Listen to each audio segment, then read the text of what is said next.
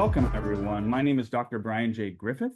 I'm an assistant professor of European history at California State University, Fresno, and I'll be your host for today's Fresno State History Department book talk with Dr. Zamira Abman, who I will be officially introducing in just a moment. But first, I want to go over some of the basics on how this meeting and really the entire series of book talks that I'll be hosting over the coming years will be structured. So following my brief professional introduction, Dr. Abman will deliver a 40 to 45-minute presentation on her new monograph, Coerced Liberation, which will be followed by a Q&A session during the time that remains in our meeting. If you have a question that you would like to ask Dr. Abman, you have two different options. The first is you can just write your question into the Q&A dialog at the bottom of your Zoom screens, and I will read that question aloud for you in the order in which I receive it. Or if you would like to ask your question yourself, either on video or just on the audio signal, you can indicate your desire to do so just by writing stack or question in all caps in the Q&A dialog, and I will also get to those in the order in which I receive them. All right, without further ado, I'll introduce today's speaker, Dr. Zamira Abman. Dr. Abman is an assistant professor of modern European history at San Diego State University, where she also directs the Comparative International Studies program. She received her PhD from University of California, Santa Barbara in 2015. Zamira's research areas include the history of Soviet Central Asia, the Soviet Union, and Russia, with a focus on state-centered feminism in the former Soviet Union. Dr. Abman offers a broad array of interdisciplinary courses, including Soviet and Russian history, world history for teachers, capstone courses for seniors, world history, and Western civilization. Before earning her PhD, she completed a Bachelor of Arts in American Studies and International and Comparative Politics at the American University of Central Asia in Kyrgyzstan. Zamira later pursued a Master of Arts in International Peace Studies and Conflict Resolution at the Kroc Institute at the University of Notre Dame. Her professional background includes extensive work with international NGOs, such as the Carter Center and the Counterpart International, where she contributed to development and peace-building initiatives in Washington, D.C., Atlanta, Georgia, West Africa, and her native Central Asia. Dr. Abman is the author of numerous articles and book chapters on Soviet history and the history of Soviet colonialism in Central Asia, including, quote, Women and Islam, Analysis of the Soviet Atheist Propaganda, 1953 to 1982, which was published in Women and Gender in 20th Century Russia and the Soviet Union, which was put out by Palgrave Macmillan in 2017, and History of Women's Movements in Soviet Tajikistan, early to mid 20th century, which was published in the Encyclopedia of Women and Islamic Cultures, which was published in 2019 by Brill. In addition to these, Zamira is the author of the subject of today's virtual meeting, Coerced Liberation, Muslim Women in Soviet Tajikistan, which was published by University of Toronto Press in 2024. And if you would like to purchase a discounted copy of Coerced Liberation, I'm going to go ahead and copy and paste the URL and the discount code that you can use to purchase a 20% off copy of her book. And you can see that now in the chat dialogue. Zamira's second book project, which is currently underway and currently under consideration with University of Toronto Press, is entitled Construction of National and Personal Identities, Oral History of Jewish Muslims. And I can't remember how to pronounce this word, Zamira. Can you remind me? It's pronounced Chela. Chela, thank you. I'll reread that subtitle. Oral History and Jewish Muslims, Chela, Individuals in Soviet Tajikistan, 1920s through 1990s. So without further ado, please join me in welcoming Dr. Zamira Abman. Thank you so much. Thank you so much for being here, everyone. Certainly special thanks to Brian for organizing this book talk and creating this much needed space for us to share our ideas. That said, in about 45 minutes, I'm being asked to summarize my book, which is an impossible task. So I thought I will use this time rather to introduce you to some of the main themes of the book. So hopefully you can use it in your own research and possibly in your classrooms. That said, I will be sharing some slides, and I do have also few videos that I hope to incorporate. So I am based, as Brian introduced me, thank you again for the generous introductions, in San Diego, but I was born and raised in northern Tajikistan, the second largest city, called Khujand. It was formerly Leninobod, named after Lenin. That's the city I grew up in. I grew up in Leninobod. When I was growing up, it was common for families to use the grandmothers on their father's side to raise kids. That was kind of the main form of childcare. And that's how me and my sisters were raised by my grandmother. And certainly she took that time to tell us stories about her own childhood. And she would often tell those stories to kind of tell us, to kind of scare us a little bit into them, but also to make us grateful for the life that we were leading at a time. And to be perfectly honest, I always thought these stories were not true or a bit exaggerated. That's because they did not match in any way um, the life experience that I shared with my siblings, or even stories of my mother. She got married, my grandmother, at the age of 14. I did, in fact, inherit her wedding gown, which is a traditional burqa. It's a Tajik coat called chapan, with a cover that comes, it covers the face, made of pretty thick wool.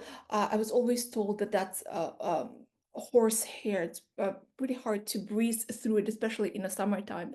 That said, um, it's it this the story simply did not match the photos of my parents' wedding day, which is why I questioned their factual kind of basis. I grew up with many images of the day my parents got married here, captured Zulfiqar and Khasiyat Yusuf Genovas.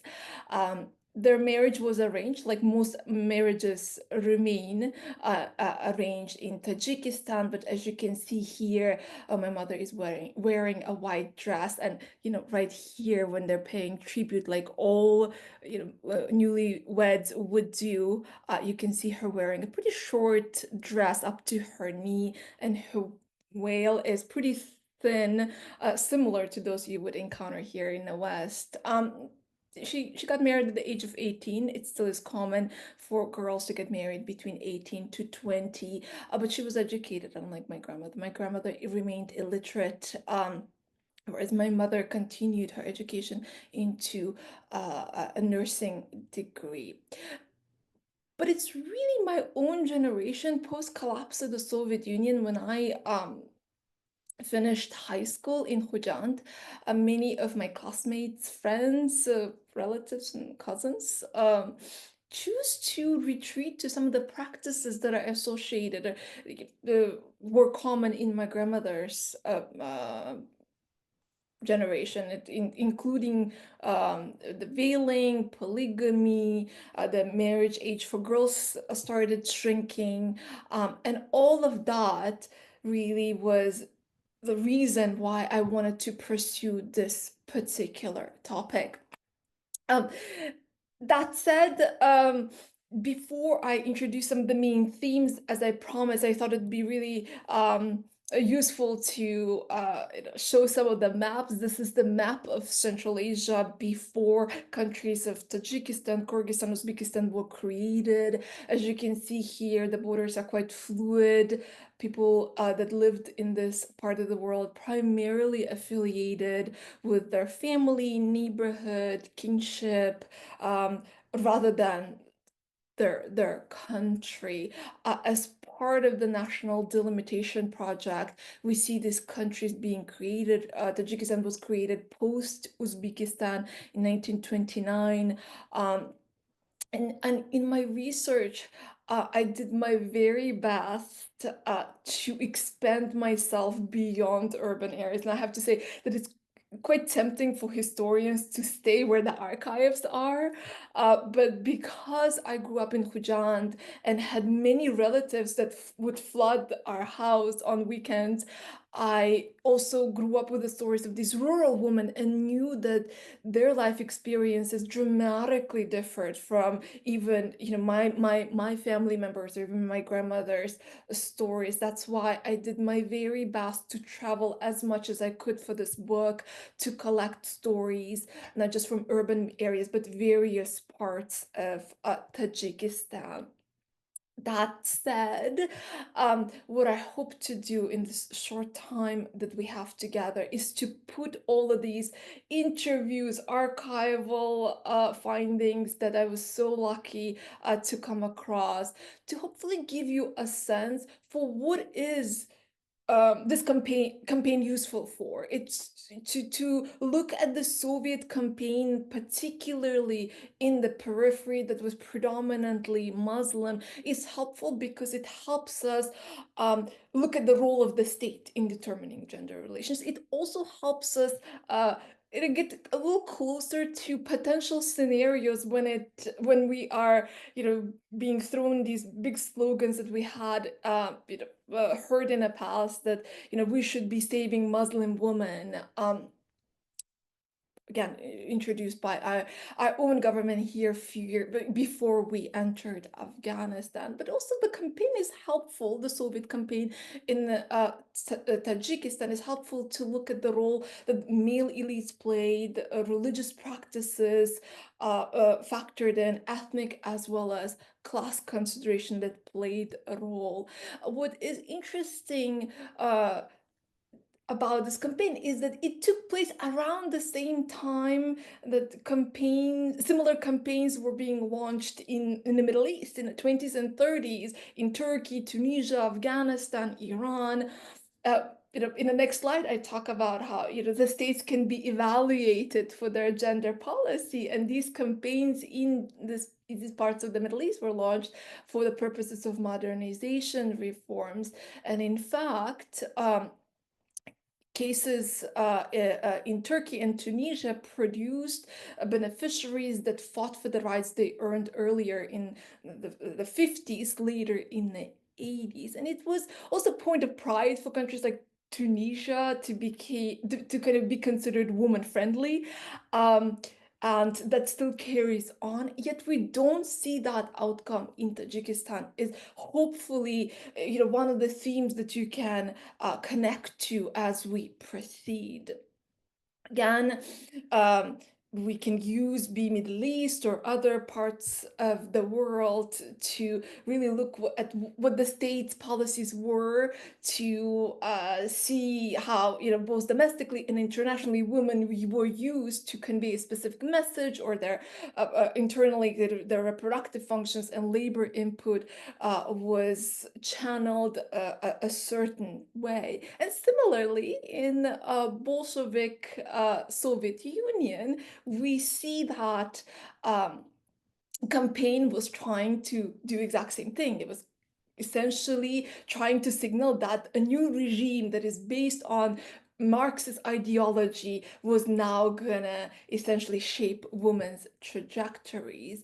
The Soviet emancipation, both in mainland and periphery, was inspired by a radical Marxist ideology that viewed women's equality as essentially it was deemed that in order to achieve it, women had to enter workforce, and Leninist element on how to achieve that was essentially some of the most progressive ideas, be that for the 20s or even today, under Alexandra Kalantai, Inessa Armand, and Nadezhda Krupskaya. We essentially see reforms that aimed to liberate women from the burden of household chores as some of the main kind of approaches to this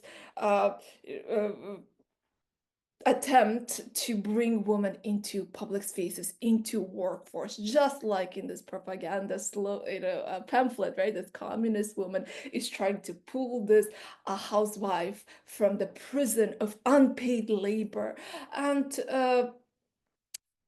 some of the solutions that were proposed is through making these chores communal responsibility, through communal dining halls, daycares, um, schooling, etc.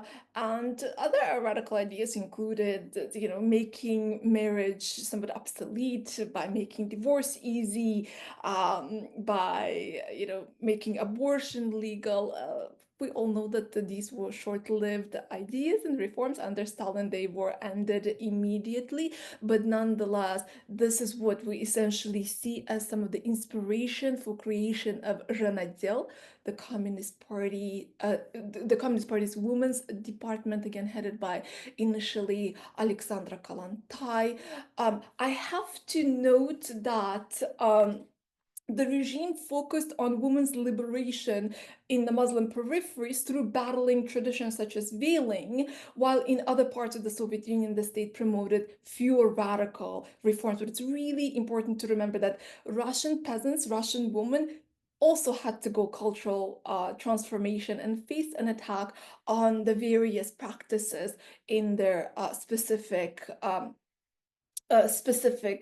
region. What my findings showed when I looked at into this period, because there is more literature on 1920s and 30s when it comes to this subject, be that by Northrop, Massel, and Marianne Kemp, is similarly found that, especially similar to Kemp, that primary sources pretty much show how much the members of Renadil, who were these Slavic women, Jewish women, women of Armenian background, Tatar women, were unprepared to be in a Muslim periphery. The organization generally failed to engage Tajik Muslim women in its work, only because they lacked resources. The situation was quite fluid, so they adjusted as they changed their approach on depending on the situation on the ground. And the unveiling campaign did result into a violent reaction on behalf of local men. So the Bolshevik regime acted cautiously in its attempt to eradicate patriarchal practices to instigate women's liberation. It very much wanted to avoid alienating its primary support base, who were poor peasants. That said, nonetheless, Janadil, the women's committee, did lay a foundation. Even though the Stalinist regime claimed that emancipation was achieved, these were certainly incorrect proclamations. The women nonetheless were introduced to some of these ideas in this period. We do see essentially it's really in the Stalinist period that we trace some of the internalization of the Bolshevik ideology by both rural and urban women who really came to see their labor leading to something. They really came to believe that they're working towards something great, this common cause. It's actually not unique to Muslim periphery. We see similar developments in mainland periphery, this Stalin becoming the father figure and really inspiring the population to move forward, particularly men. I have to note that while the 20s and 30s exhibited ideological change because of the Bolshevik takeover of the region, the greatest evidence of the impact came much later. And that's why the way that I structured my chapters primarily focus on World War II period. I relied heavily on the existing literature for the 20s, even though, again, everything that I found in the archives showed how challenging work of these Renadel workers were. Um, my focus nonetheless kind of remained post-war era. And I wouldn't be a historian if I did not talk about my methodology. I did use an interdisciplinary methodology. Was lucky enough to get into the Communist Party archives. I was the first, I was in fact the first person to to gain access to the archives, to research this topic. And I have to say, the amount of dust on each folder was plenty evidence that nobody has touched these documents previously. In fact, I developed really severe dust allergies at that period. Um, I was also really lucky to interview women who held the highest positions of power. Zaripova, Nizoroma Zaripova, whom I'm gonna introduce in few of my slides, held a position equivalent to the presidency today. Some of these women are no longer alive, and again, I feel deeply grateful that I was able to have extensive conversations with them when they were still alive. And I also used Soviet census data to especially when it came to rural women, to look at the birth rate, marriage age, the kind of education for the girls. And it was really helpful because it matched the stories I was encountering. It was pretty clear early on that rural women in Soviet Tajikistan were trapped in this vicious cycle.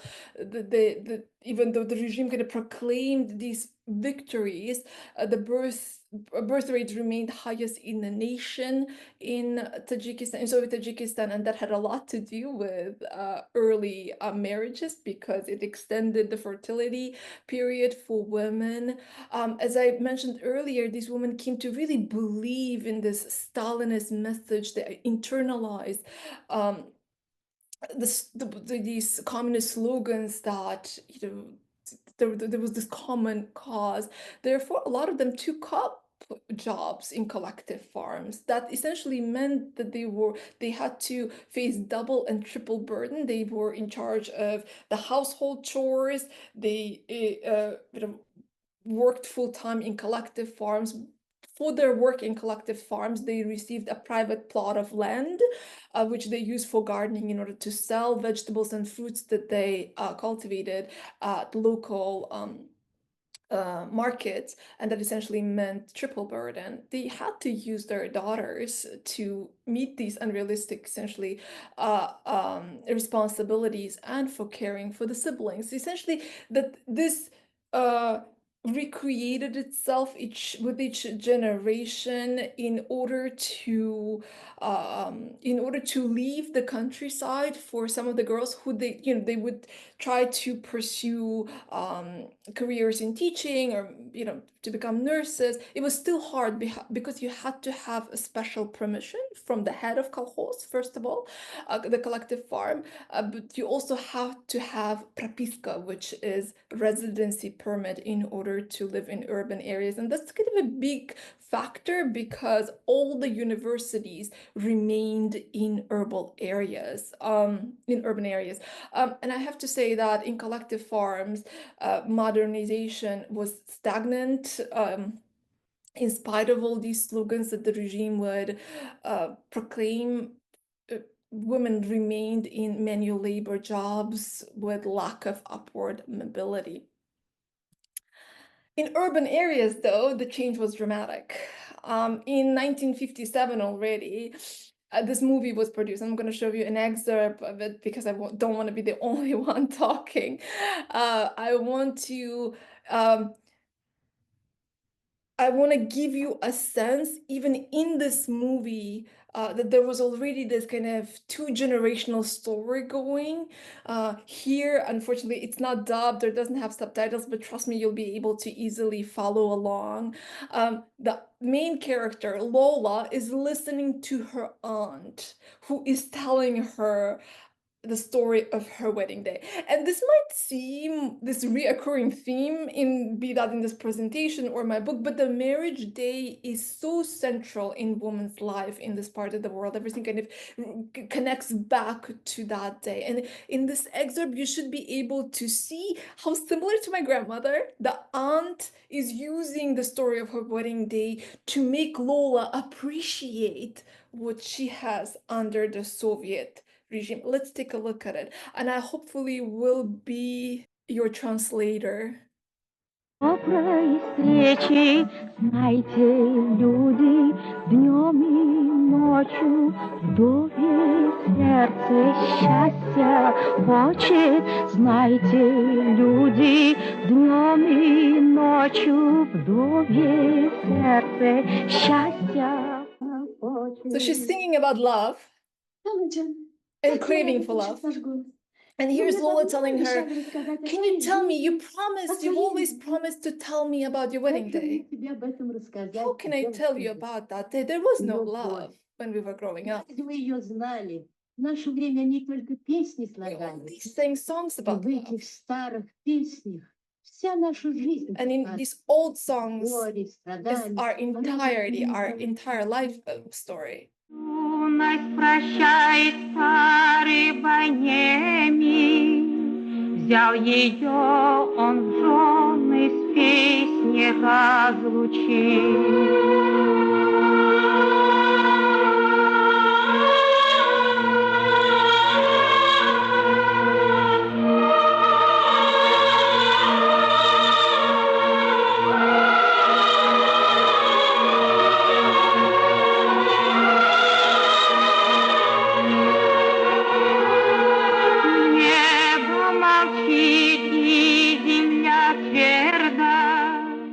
So she's being sent off based on an arrangement made by her family. It was quite common to carry the brides in this particular manner. I want to emphasize here the use of fire. It's part of this Zoroastrianism that remained. Weddings still incorporate fire.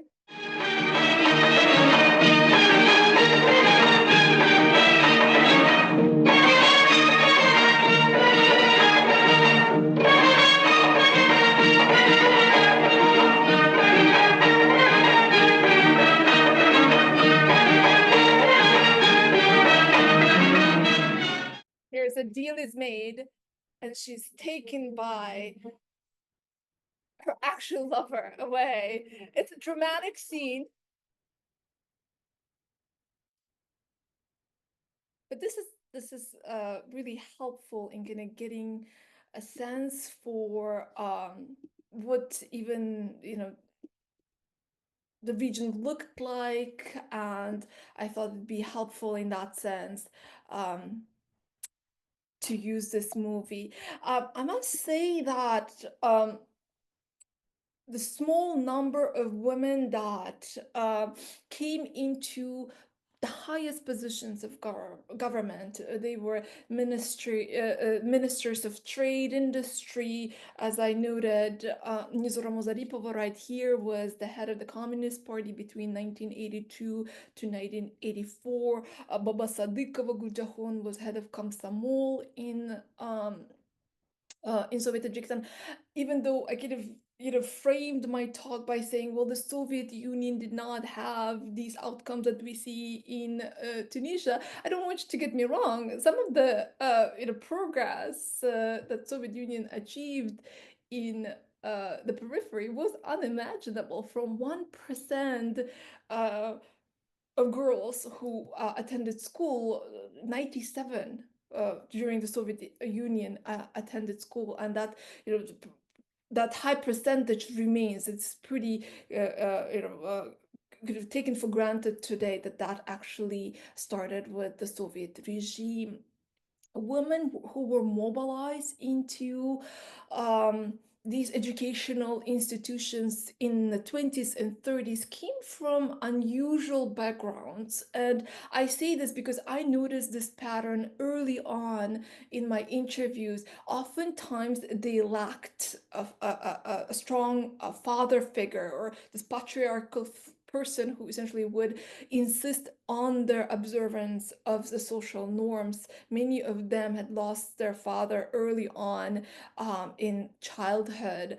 And that's one of the main reasons why the cohort remained pretty strong. Not a lot of women's lives were shaped in this extraordinary manner, but nonetheless, many of these women were educated in boarding schools that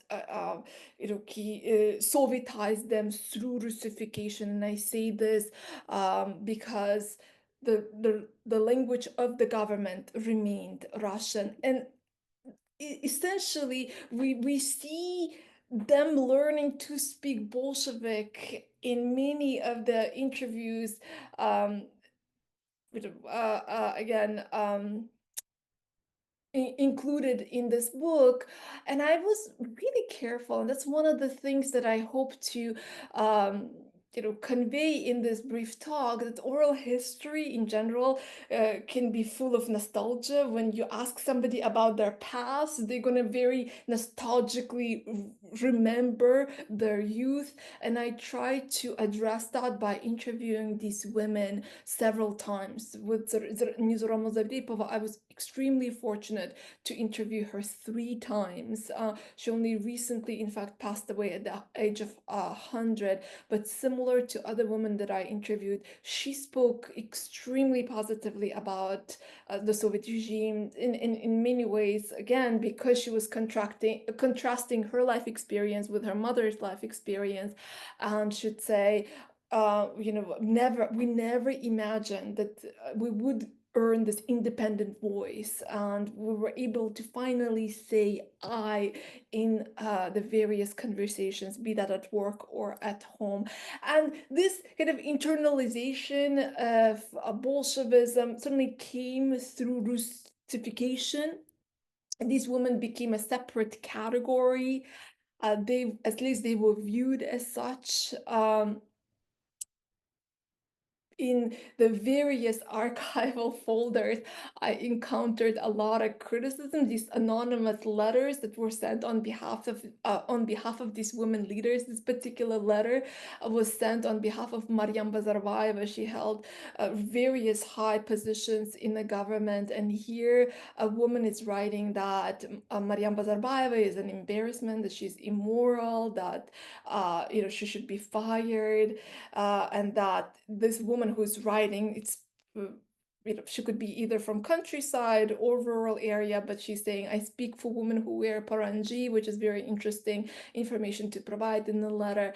But she ends this letter saying that we would much rather have Russian women represent us. And this particular sentiment was nothing unusual. After all, Russian women were implanted into the region to carry out the initial campaign. And who, if not Russian women who spoke eloquent Russian, who remained the main language used in the professional setting. And this sentiment was not uncommon, because the various interviews I held with women professionals, be that Jamila Usmoilova and others, talked about the certain advantage Slavic women had. They were deemed as more capable. In fact, Tajik women were deemed as incapable of mental labor, and it was reflected in their salaries.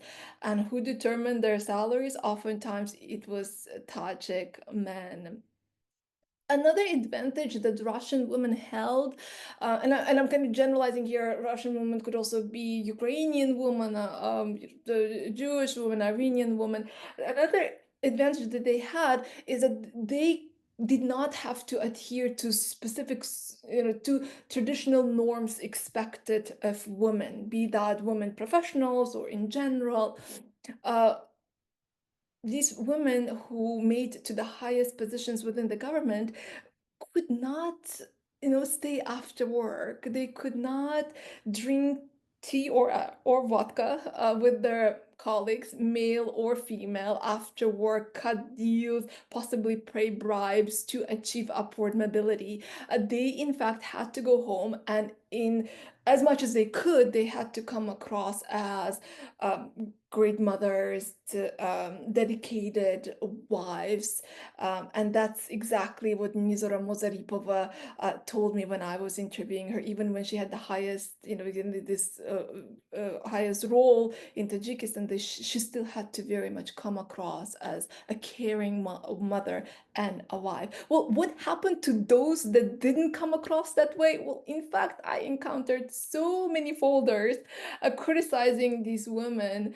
I took Kasimova as an example because there were just so much investigation that was conducted into her case. These letters criticizing her claimed that she earned her promotion as a minister of trade and industry by having affairs not just with one man but several, that she socializes with unmarried colleagues, that they drink again vodka at work, that she's arrogant. Well, I closely looked into every single fold, and I tell you the pile was pretty long. It was determined, this investigation on Kasimova's case determined that she in fact was married twice. Her first husband died in World War II. She married Yulda Shbayev, who it was determined was also married previously. It's not pretty clear if he left his first wife for Kasimova, but nonetheless, when you look at this letter, you can tell that Kasimova was still not adhering. She was just failing to come across as a traditional, modest, down-to-earth woman, as Tajik Muslim women were expected to appear. And here again, it was unacceptable for unmarried women to become women professionals. It was kind of, marriage and working kind of went hand in hand. In general, I must say that there were so many such letters, and that really shows this kind of gap between those who Sovietized and became known as Abrusievshe, Russified, and those, be that in the countryside or urban areas, simply did not come across that way. I want to take few more minutes to talk about widening gap between urban and rural women. Through the only women's organization that was created under Khrushchev era in the 60s. It was inspired by Renadel of 1920s. Rensovieti differed dramatically from Renadel in a sense that these women's organizations were kind of volunteer-based. Unlike Renadel, it was not top-down but bottom-up. Essentially, you didn't just have to meet the double burden of working full-time at home and full-time at work, but you also had to, on a volunteer basis, participate in Rensovieti. And I say that with a little bit of sarcasm because volunteering, as such, didn't really exist. You were kind of pressured into these committee works. These women's organizations were typically chaired by urban women of Slavic background and Muslim women like Zaripova, Kasimova, and others, who were essentially told to travel to countryside and introduce women to, and organize workshops on how rural women can decorate their homes, how they can, how to properly appear in public, how to manage one's household. There was also this anti-religious propaganda that they were put in charge of. In general, I want to say that you can only imagine what kind of annoyance this created between urban women and rural women. Rural women came to perceive these workshops as a bit of a headache, something unrealistic, while they were, dealing with so much work, be that in collective farms and at home. They also were kind of pressured into participating in these workshops. So the only organization that existed to possibly bring these women together, in fact, further distance them from each other. And that was particularly evident when it came to anti-religious propaganda. Khrushchev's regime came to believe that the stagnation that the countryside was facing was due to religion, the remnants of religion, hence the renewed attack, be that on Islam in the periphery or Orthodox Christianity in mainland. The nature of propaganda, when I analyzed it, made it pretty clear that the regime remained somewhat oblivious about the periphery, and slogans such as being communism goes against religion, or that you couldn't combine these two, that they are contradictory, simply did not register with the people in Tajikistan. In fact, throughout the Soviet period, in various domains, the population came to seamlessly combine these two identities.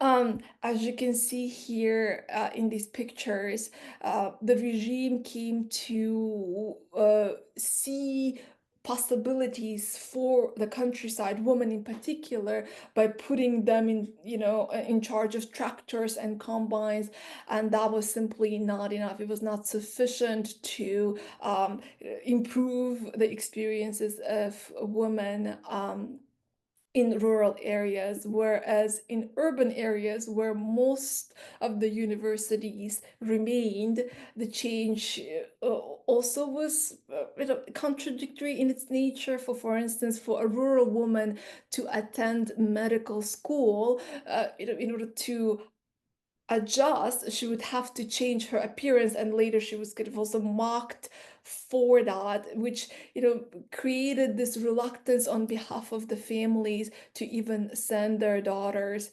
into these institutions. I picked a few photos from Zanoni, Tajikistan, which is the women's magazine that ran from, I believe, 40s throughout the 80s. Here you can see this Tajik female student reading poetry. Again, she is in this urban setting at the university. Here's a Tajik ballerina to help you hopefully visualize this change, as well as the gap between these two parts of Tajikistan. And this is not to say that urban areas were that far from rural areas. In fact, when you travel 10 minutes outside, be that Dushanbe or Khujand, it's quite different already. It's more rural. Here again, a few pictures. Here you can really see that change.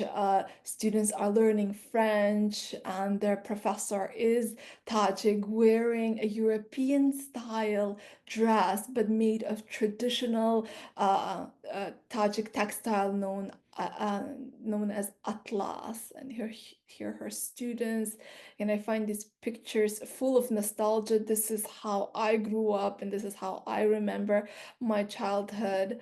The whole notion of kind of family outing was also Soviet. It was introduced by the Soviets. Family can have fun together on weekends, as you can see here. That's exactly what this family is doing. Outings for ice cream. There was plenty of element of traditionalism even in urban settings. I don't want to create this picture that everybody in urban area took advantage of education, and that's simply not true. There are plenty families that chose not to educate their daughters, but it was the only setting where you could possibly gain upward mobility by accessing university. It's much harder for for rural women to do so. I found this picture quite telling. Here is our most famous writer Mirsaid Mirshakar in his home in Dushanbe, working away, looking Soviet, and his wife catering to him, wearing this traditional dress, and she has this long braid. Again, this to address this notion that not everybody in urban area was Sovietized. It was more nuanced than that. Here, his wife was still very much fulfilling the traditional role of being a host, being the one to essentially do all the housework. So in sum, I would say that becoming Soviet was a dramatic transformation. This was Sovietization through Russification, detached from their own ethnicity.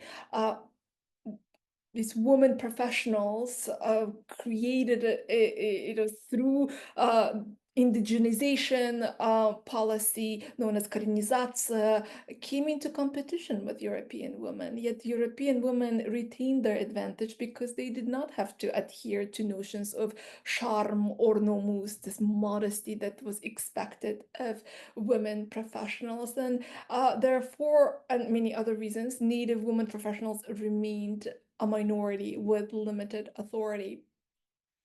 To generalize a little bit, I would say women found themselves trapped between the state orders, family expectations, and community norms.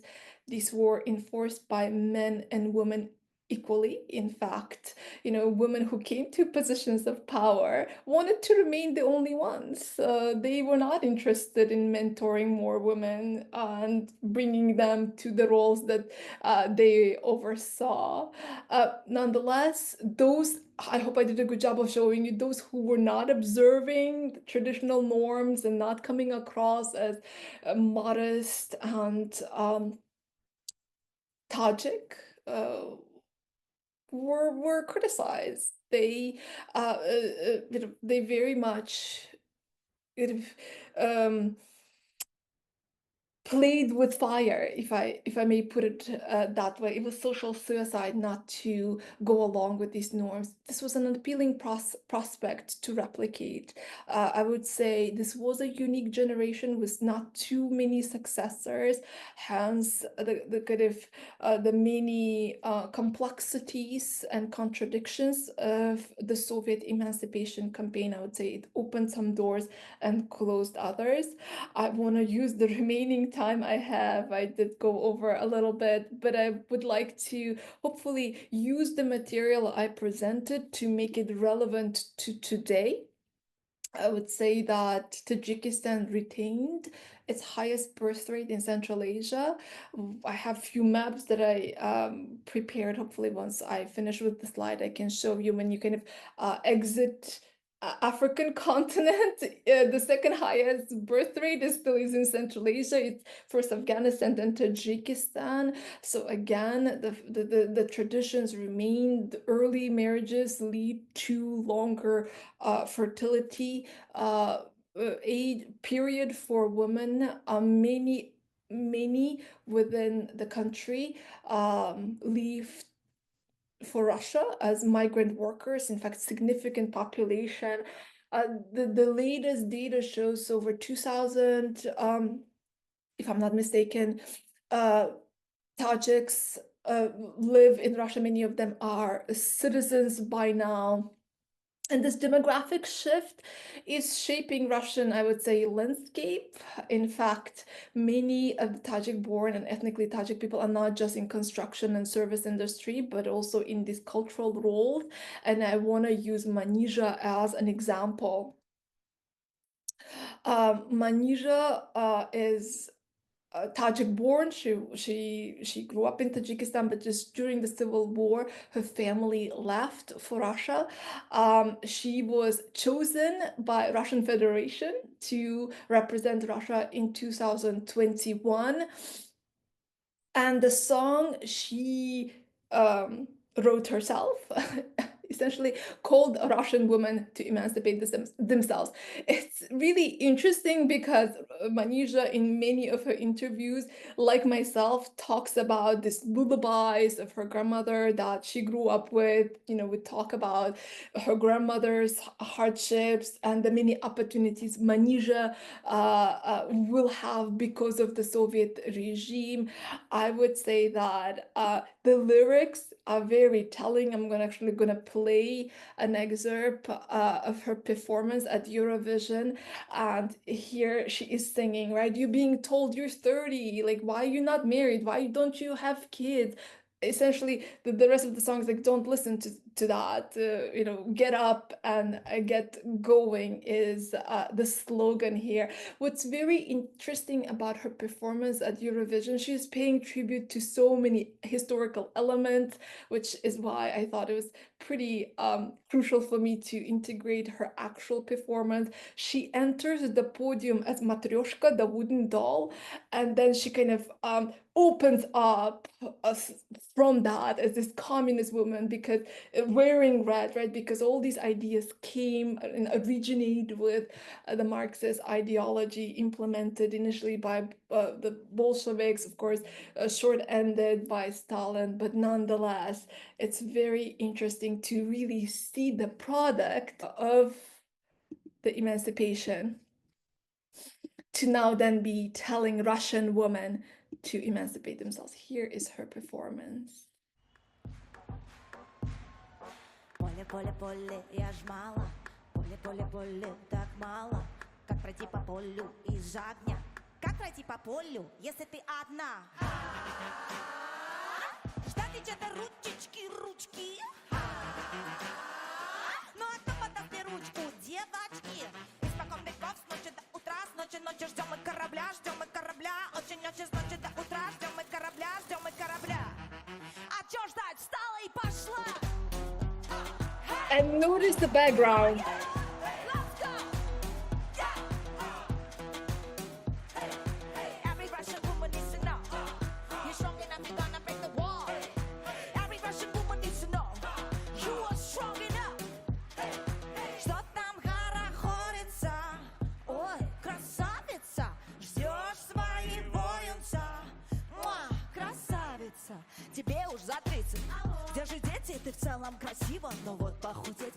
Okay, I think that's really the end of my long presentation. Sorry, Brian, I took a little longer than I promised I would. Hopefully we have still some time for questions. No, we have plenty of time for questions. That was a fascinating presentation. Thank you so much, Dr. Abman, for that wonderful talk. Before we get into the Q&A, I just want to remind everyone a couple of things. The first is that you can purchase a copy of Coerced Liberation from University of Toronto Press's website using a 20% off discount code that they've extended to this specific meeting and to those who are in attendance. It's Abman20 is the code. So if you're interested in purchasing a physical copy of the book for your library, just make sure that you use that discount code during the point of purchase, and you should get that discount. The second thing that I wanted to remind everyone about is how to engage in this Q&A session. If you are interested in having me ask a question for you, just go ahead and type out that question in the chat dialogue, and I will read it in the order in which it is submitted. If you would prefer to ask your question yourself, either with your video and your audio on or just the audio, just indicate your desire to do so by using the chat dialogue. Just write stack or question in all caps, and I will get to you in the order in which I receive those requests. I have a large number of questions that I'd like to ask. I don't want to monopolize our time. So in lieu of there not being anyone in queue just yet, I think I'll start and prime the pump, as it were. And then we'll see where we get with the others who want to participate. One question that I wanted to ask you about, Zamira, was the oral histories that you conducted. Now, there's a quick bit of background information that I should divulge to everyone. When I started the PhD program at UC Santa Barbara in the Department of History in 2014, Zamira had just come back from Tajikistan and was in the process of finishing her dissertation. So we knew each other in passing from that sort of brief overlap.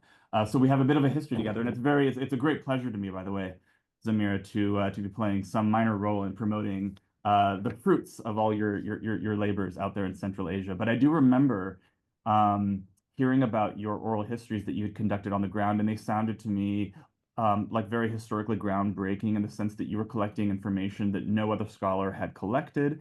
And so I wondered if you could offer a couple of anecdotes from just the experience of conducting those oral histories. I know that you mentioned having to repeat these interviews multiple times, in order to sort of correct for any kind of memory errors or nostalgia, right, kind of creeping in. So if you could talk about that a little bit and any interesting anecdotes that you remember from this process. And then the follow-up question I have to that is how many did you conduct and at what length? As a public historian and a digital historian, I'm always thinking about these types of sources as playing, impactful roles beyond the publications that they're designed to support. And so I'm thinking here of like a digital project of these oral history interviews, perhaps translated into English for a wider audience. So just your thoughts on that as a kind of tacked on follow-up. Thank you for that question. I love talking about oral history, as you can only imagine, because it was more personal, unlike archives. I might be incorrect when I say this, but when I entered the PhD program where we met, Brian, thank you for making that reference. I am so grateful that we overlapped a little bit at UCSB. It was not deemed very seriously. Oral history was kind of, criticized for being easier, maybe, if I'm, again, I fear to say something that is not true because it only pertains to my experience and my impressions. Memory is fraud, and sometimes it's hard to recollect what happened yesterday. And here I was asking women to recollect from the 30s, 40s, and 50s. But I'm extremely grateful I overlooked those criticisms of oral history because, as I mentioned earlier, these women are no longer alive, and no amount of archival records can tell me what these women told me. And you are right. If possible, I highly recommend interviewing a single individual if time allows, if resources allow, and if these people are willing to give you their time at least twice. I try to do more than that. And when I interviewed Zaripo, I do have many anecdotes and jokes. This woman was incredibly sharp back, and she was in her 80s. It was me encountering a celebrity. I grew up watching her on TV, and here through my neighbor, who grew up in the same village that she did, I was connected with her. I was speechless. I didn't know how to appear, but she was extremely down to earth. Again, adhering to traditional norms that we're expecting of her. She did a really good job of welcoming me into her house.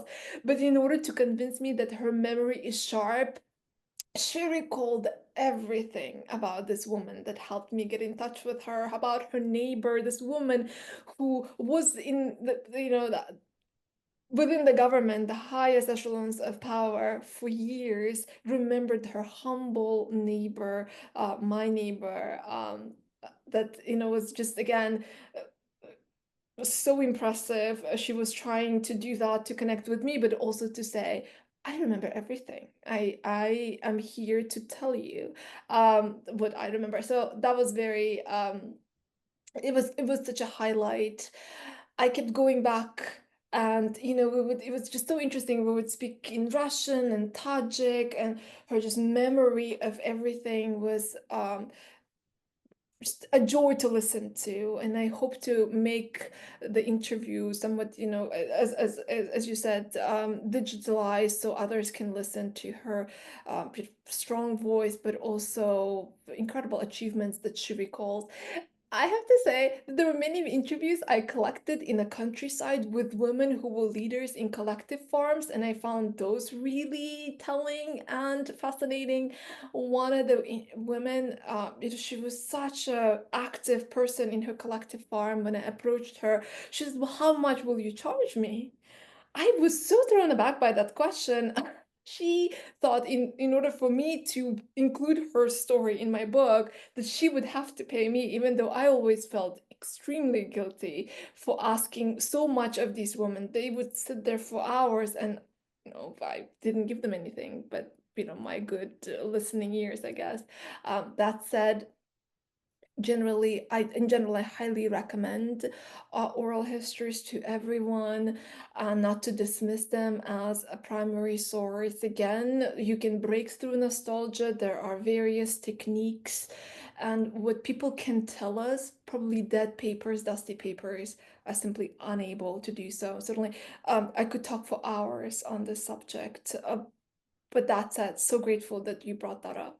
Yeah, I couldn't agree with you more about the value of oral history, especially when it comes to doing women's history, because traditionally, as we know as historians, the archive is largely silent on women's voices, at least in certain periods of time and certain parts of the world. And so, excavating those voices, I think, is critical for understanding this period of Soviet and Tajik history.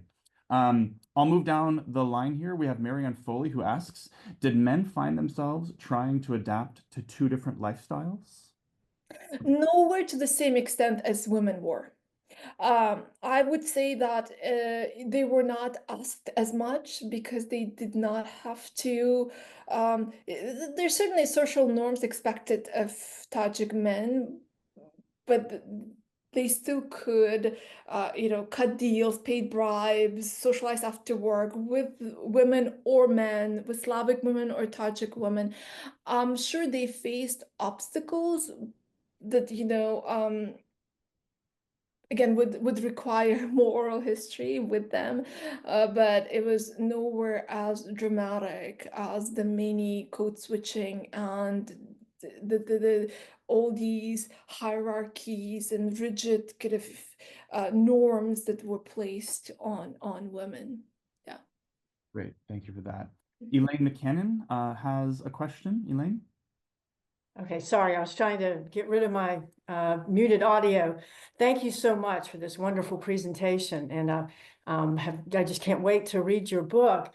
I just wanted to ask, this may be an unfair question because you have done this wonderful work in Tajikistan, but do you have any sense of just how unique, the patterns that you see in Tajik women and their both experience and responses to Sovietization? Do you have any sense of how does that compare with women in the other Central Asian states, Kyrgyz women, Uzbek women? And if there is some uniqueness to the Tajik experience, do you see that as coming from the longer historical traditions that differentiate Tajikistan from the others? The Persian, going back to Persian roots rather than to Turkic? Thank you so much for that question, Elaine. Really appreciate it. It's so nuanced, and there's so many layers that I would love to unpack if I could. I think my book does that. I agree with you that you can generalize about all Central Asian women. For instance, women in Kyrgyzstan and Kazakhstan did not veil, neither did they in Turkmenistan. But when you generally look at the patterns, they're very similar. When you look at some of the findings that I have in a countryside with a double and a triple burden, and the way that women experience collectivization, unlike men, men always had an easier access to urban areas where education was available, unlike women, again because of pressures, but as well as other obstacles. And all of that, I would say, very much resonates, particularly with Uzbekistan, but to some extent to Kyrgyzstan and Kazakhstan, where you do see this dynamic at workplace in particular. There were more urban areas. When you look in Kyrgyzstan and Kazakhstan, between the Kyrgyz and Kazakh women and Slavic women who were implanted, there was always this perception of Slavic women as more qualified. And therefore them not joining their efforts and kind of mobilizing based on gender to possibly also expand it into areas outside the city terrain. So I would say the story does a pretty comprehensive job of introducing the campaign, but what you can apply to here and there will differ depending on, again, which country and what practices you're talking about. There are various patriarchal practices that the Soviets tried to eliminate in Turkmenistan, Kyrgyzstan, or Kazakhstan that simply did not exist in Tajikistan. But it still does not. It still does not mean that you cannot use this framework to get a general picture. And I think, especially for post-war period that does not have any literature, it's pretty useful. Though, this is such a good moment for me to say, those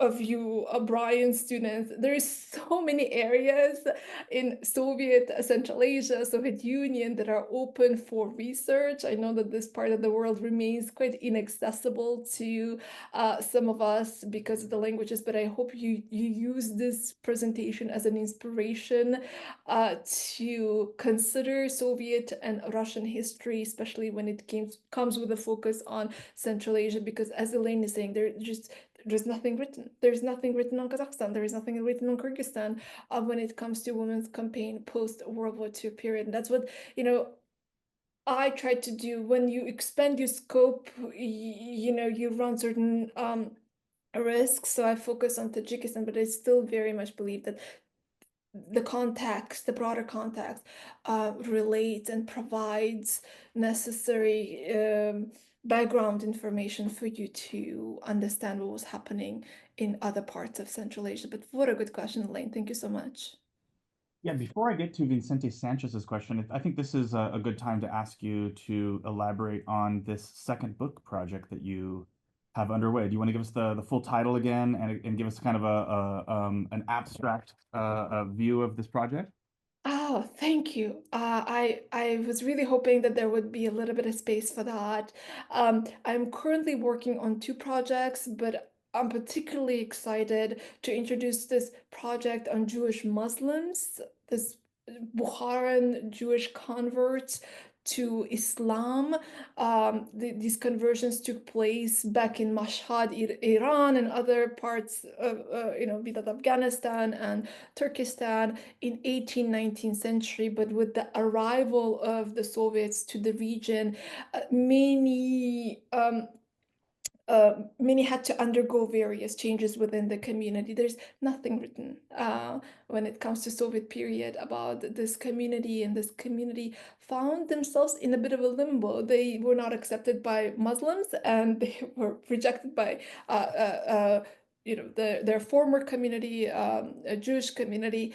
And it's really interesting to use this particular community to talk about what was it like to be a minority that had to kind of categorize with an identity that locally on the ground people did not accept, right? Yes, government labeled them as Tajik, because religion was not allowed to be practiced.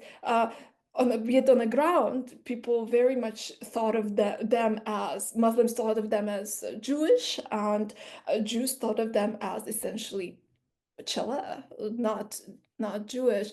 And what, again, kind of going back to doing research on Central Asia, you really have to learn some of the languages, kind of travel extensively, and you will encounter such richness. This was a secret community. I mean, it certainly kind of has some family background reasons as to why I got interested in this particular subject, but I always found the secretive nature of the individuals of this identity intriguing, because everybody talked about them as Chela, but they very much denied that heritage and refused to be called as such. So it gives you the windows into these many layers of what the Soviet experiment was like for minorities and how they were perceived officially and on the ground through community. Yeah, so I'm traveling to Central Asia in a week to do more oral histories. I'm really hoping to, interview people of Chile background, but also those who can talk about this identity. So yeah, fingers crossed for a productive trip. Wow, what a fascinating project. You know, one of the downsides to being in a field that is understudied, of course, is that you're not able to benefit from the secondary literature that's out there to kind of guide your thinking and to kind of enrich your own research. But one of the benefits, right, one of the pros is that like literally everything that you do is groundbreaking work. Right? So I suppose the pros and cons kind of perspective. It's really interesting because I went through historiography really fast. There are two books written and they're in a pre-Soviet period, not books, articles. And yeah, that's why I'm so grateful that, my amazing editor here, Stephen Shapiro, showed some interest and hopefully, yeah, it comes into a form of a book that I think would also help guide connections and uniqueness of this group compared to similar groups in Turkey. Like there are Donme, there are Hemshin, the Armenian Christian converts to Islam. There are similarities. So I'm kind of using the literature on those groups to make some connections. But you're right. There's nothing written. And unfortunately, the region has been ruled by authoritarian regimes that made it impossible for local as well as foreign scholars to access archives and instilled intense sense of fear in the population to talk about their histories or history of communities around them, which is pretty sad. All right, well, let's give the last question to Vicente Sanchez, who writes as follows.